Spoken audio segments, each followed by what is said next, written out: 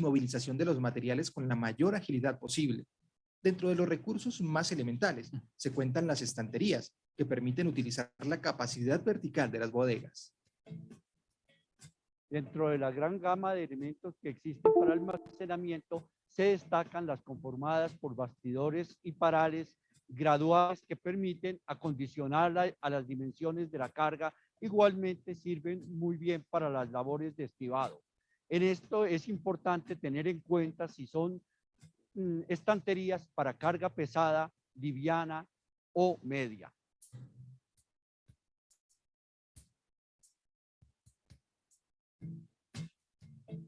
Al seleccionar las propuestas para el montaje de las estanterías, de acuerdo con las indicaciones dadas en cuanto a dimensiones y capacidad de carga, se debe considerar el servicio de mantenimiento, el tiempo de suministro de partes que deban ser sustituidas, la disponibilidad de asistencia técnica, el tiempo de garantía, así como la permanencia de la empresa en el mercado.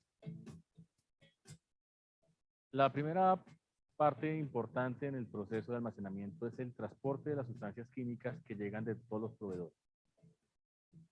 Con el plan médico, básicamente se atiende a las personas lesionadas. En él se debe saber qué hacer en primera instancia, tener claro cuáles son los centros de atención idóneos de acuerdo con las emergencias que se puedan presentar, cuáles son los números de las ambulancias más cercanas, cuáles los números de los centros de atención a los que se podrían remitir las víctimas, así como su capacidad, y tener claro cuáles serían los planes B en caso de que las víctimas superen la capacidad de los centros de atención. De acuerdo con esta hoja de seguridad, se procederá a establecer los procedimientos de almacenamiento, empaque, trasvase, incompatibilidades, control de emergencia y equipos de protección personal que deban utilizarse.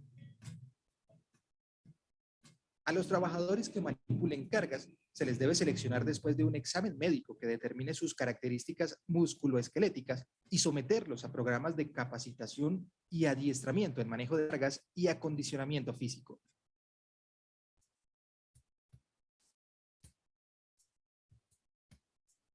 El almacenamiento de líquidos combustibles, inflamables, ácidos o reactivos, entre otros, debe realizarse teniendo en cuenta las características de cada producto.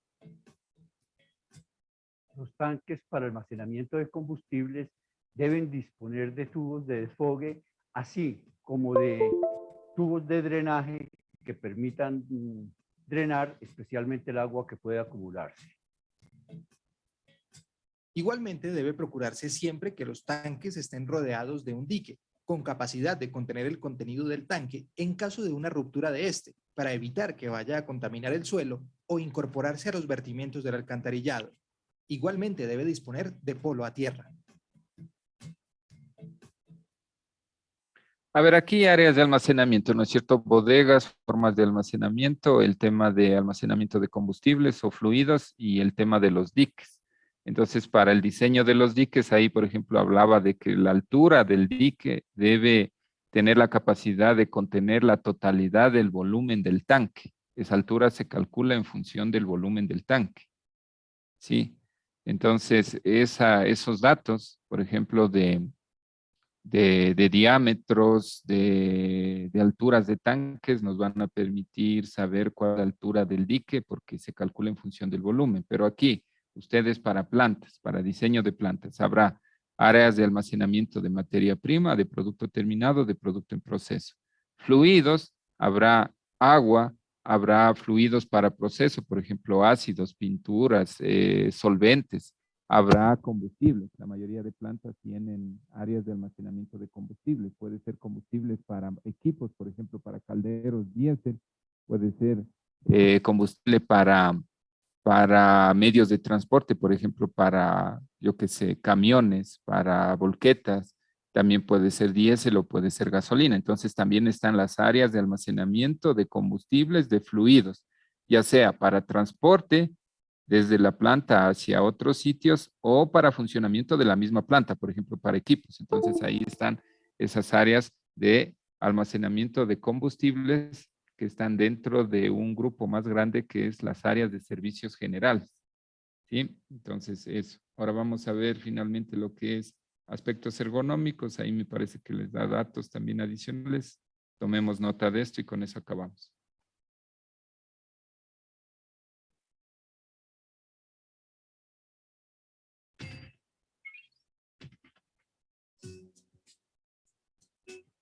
Los aspectos ergonómicos se refieren a las condiciones ideales del puesto de trabajo en cuanto a la funcionalidad en la operación de máquinas, equipos y herramientas, comandos, altura, distancias de maniobrabilidad, inclinaciones o desplazamientos, entre otros.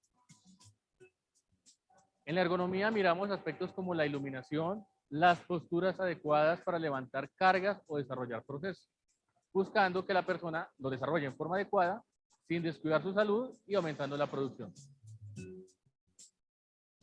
Es necesario diseñar el puesto de trabajo de acuerdo con los principios de biomecánica, procurar alternativas de cambios de posturas y descansos durante la jornada, controlar los ambientes de trabajo en cuanto a niveles sonoros y de iluminación para que sean concordantes con la tarea, así como mantener temperaturas de confort térmico.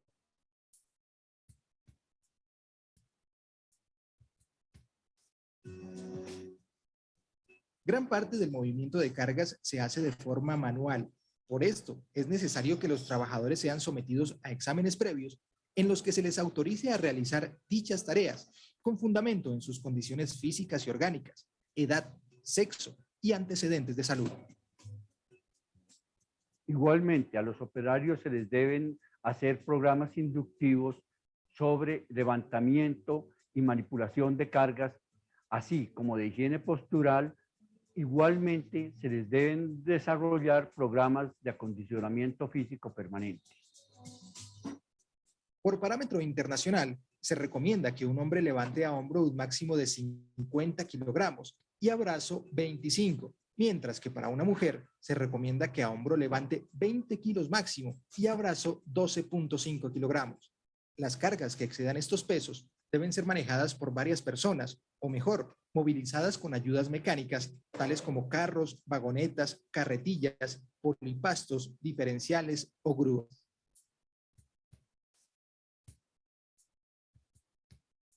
Para que la actividad laboral se desarrolle de una forma eficaz, se precisa que la luz y la visión se complementen, ya que se considera que el 50% de la información sensorial que recibe el hombre es de tipo visual, es decir, tiene como origen primario la luz. La iluminación es vital para el control de los detalles en el proceso. Una iluminación inadecuada le produce al trabajador cansancio visual, bajas en la producción y problemas de calidad. Con una buena iluminación podemos determinar qué situaciones hay especiales dentro de los productos y asimismo evitamos que la persona sufra algún deterioro en su salud visual. El nivel de iluminación óptimo para una tarea determinada corresponde al que da como resultado un mayor rendimiento con una mínima fatiga, por lo que el nivel de iluminación de un puesto de trabajo se deberá adaptar a la tarea a realizar y tendrá en cuenta la edad del trabajador. Para esto se puede recurrir a la iluminación localizada como complemento de la iluminación general, procurando que esta última sea en todas las zonas del local lo más uniforme posible, no dejando zonas por debajo del 75% de la iluminación media. Igualmente, es importante adelantar programas de mantenimiento sobre tubos, bases de lámparas, deflectores, y es indispensable que se utilicen difusores en lámparas que estén situadas a menos de 5 metros del piso. También hay que considerar la necesidad de no colocar lámparas de mucha intensidad frente a escaleras porque pueden deslumbrar y pierde la persona la visión sobre los escalones. Ya, entonces, bueno, eso es lo más relacionado de este contenido con lo que es diseño de plantas, sobre todo la primera parte.